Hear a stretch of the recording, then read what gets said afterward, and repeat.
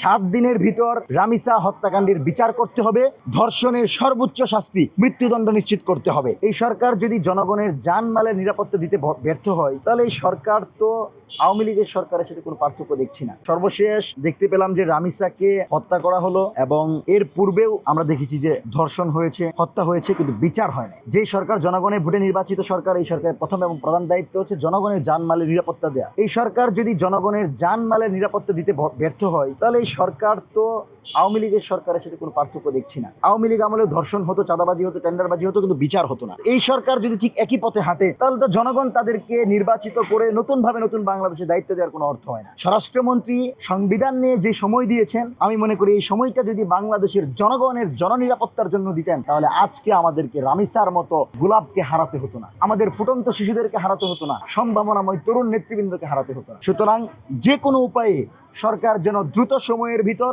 নিরাপত্তা ব্যবস্থা জোরদার করে, আমরা সে দাবি জানাচ্ছি। এবং এই নিরাপত্তাকে বিঘ্নিত করার পেছনে আমরা মনে করি জঙ্গি সংগঠন আওয়ামী লীগ জড়িত। নিষিদ্ধ সংগঠন ছাত্রলীগ ইতিমধ্যেই দেশের বিভিন্ন প্রান্তে গুপ্ত হামলা, ঝটিকা মিছিল শুরু করেছে। বিভিন্ন জায়গায় বিএনপি এবং বিরোধী দলীয় নেতাদের উপর আক্রমণ করছে। নিষিদ্ধ সংগঠন হওয়ার পরেও মিছিল করতে দেন, তাহলে বাংলাদেশের জননিরাপত্তা, বাংলাদেশের নিরাপত্তা স্বাভাবিকভাবে বিঘ্নিত হবে। আওয়ামী লীগকে আপনি যে কোনোভাবেই গ্রেফতার করেন এবং আওয়ামী লীগের বিরুদ্ধে সাঁড়াশি অভিযান চালিয়ে বাংলাদেশের যে কোনো প্রান্তে লুকিয়ে থাকা আওয়ামী অপশক্তিদের গ্রেফতার করেন, এবং আওয়ামী লীগকে গ্রেফতারের মাধ্যমে আমরা মনে করি বাংলাদেশের এই জনগণের জানমালের নিরাপত্তা দেওয়া সম্ভব হবে। 7 দিনের ভিতর রামিসা হত্যাকাণ্ডের বিচার করতে হবে, এবং এই বিচার করার মাধ্যমে ধর্ষণের সর্বোচ্চ শাস্তি মৃত্যুদণ্ড নিশ্চিত করতে হবে। আমরা আগামীর বাংলাদেশে এটা দেখতে চাই না ধর্ষিতা মৃত্যুবরণ করে আর ধর্ষক সমহিমায় দাঁড়িয়ে থাকে। ধর্ষকের সর্বোচ্চ শাস্তি মৃত্যুদণ্ড হবে, এবং বাংলাদেশের মাটিতে বিচারহীনতার সংস্কৃতির কবর হবে। আপনি অবাক দৃষ্টিতে তাকিয়ে দেখেন,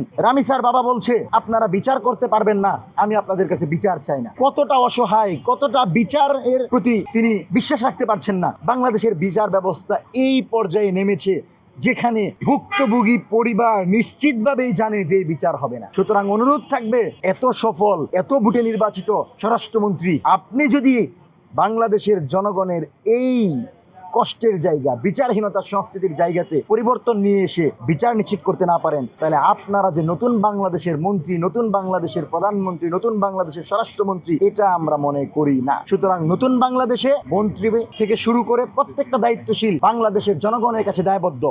একজন জনগণ আপনাদের একজন করে হলেও প্রত্যেকেই কিন্তু আপনাদেরকে ভোটে নির্বাচিত করেছে, প্রত্যেকের কাছে আপনি দায়বদ্ধ। দায়বদ্ধতার জায়গা থেকে আমরা মনে করি এই সরকার ভূমিকা রাখবে, যে কোনো সময়ের চেয়ে, যে কোনো সরকারের চেয়ে এই সরকার বেশি জনবান্ধব হবে। এটা আমাদের প্রত্যাশা। আমরা 7 দিন অবজার্ভ করব।